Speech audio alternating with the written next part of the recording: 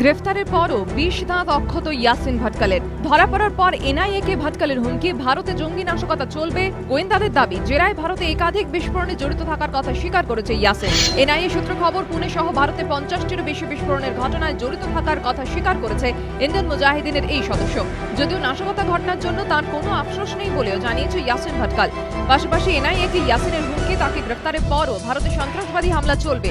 ইতিমধ্যে ইয়াসিন ভাটকালকে জেরা করে বেশ কিছু চাঞ্চল্যকর তথ্য উঠে এসেছে এনআইএর হাতে। এনআইএ সূত্র খবর, জেরায় ইয়াসিন ভাটকাল জানিয়েছে ২০০৯ সালে আইএমএ শীর্ষ নেতা রিয়াজ ভাটকাল ও আমির রেজা খানের সঙ্গে পাকিস্তানি আইএসআইয়ের বৈঠক হয়। ইয়াসিন নিজেও সেই বৈঠকে ছিল। ওই বৈঠকে ভারতে সন্ত্রাসবাদী হামলার পঞ্চবার্ষিকী পরিকল্পনা করা হয়, তৈরি করা হয় জঙ্গি নাশকতার ব্লুপ্রিন্ট। জেরায় ইয়াসিন জানিয়েছে, ইন্ডিয়ান মুজাহিদিনের শীর্ষ নেতা রিয়াজ ভাটকাল করাচিতে পাক সেনার ঘাঁটিতে রয়েছে। সেখান থেকে ভারতে নাশকতার ছক কষছে রিয়াজ। আইএমএর আরেক মাথা ইকবাল ভাটকাল রয়েছে দুবাইয়ে। ইয়াসিন জানিয়েছে, ইন্ডিয়ান মুজাহিদিন জঙ্গি আমির রেজা খানও রয়েছে পাকিস্তানে। সেখানে জঙ্গিদের প্রশিক্ষণ দেয় সে।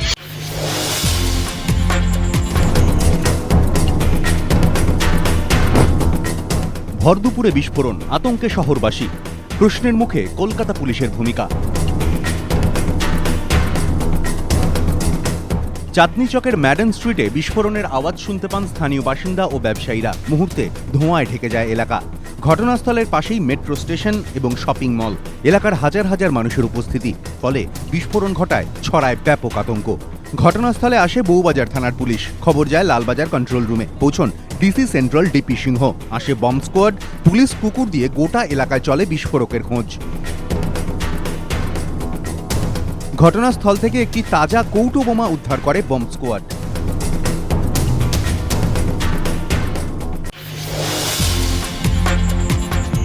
বৃহস্পতিবার আলিপুরদুয়ারের চৌপথিতে বোমা নিষ্ক্রিয় করতে গিয়ে মৃত্যু হয় বম্ব স্কোয়াডের এক কর্মীর। আহত হন আরও দুজন।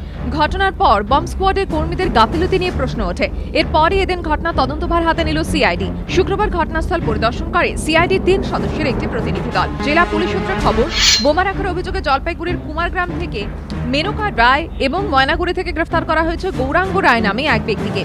বিস্ফোরণে মৃত্যু হয় রামবাহাদুর লোহার নামে এক বম্ব স্কোয়াড কর্মীর। গুরুতর জখম অবস্থায় হাসপাতালে ভর্তি বম্ব স্কোয়াডের অপর কর্মী সুরজ লামা এবং স্থানীয় বাসিন্দা সুজিত ঘোষ। প্রশিক্ষণের অভাব নাকি পর্যাপ্ত ব্যবস্থা ছাড়াই বোমা নিষ্ক্রিয় করতে গিয়ে দুর্ঘটনা।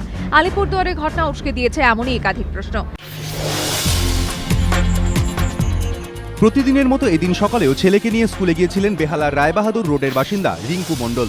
স্বামী অফিসে যাওয়ায় বাড়িতে তখন কেউ ছিলেন না। বেলা 12টা নাগাদ বাড়িতে আসেন রিঙ্কু মণ্ডলের মাসি। তার দাবি, তিনি এসে দেখেন ঘরের আলমারি ভাঙা, উধাও লক্ষাধিক টাকার সোনার গয়না। যদিও অক্ষত ছিল বালির মূল দরজা।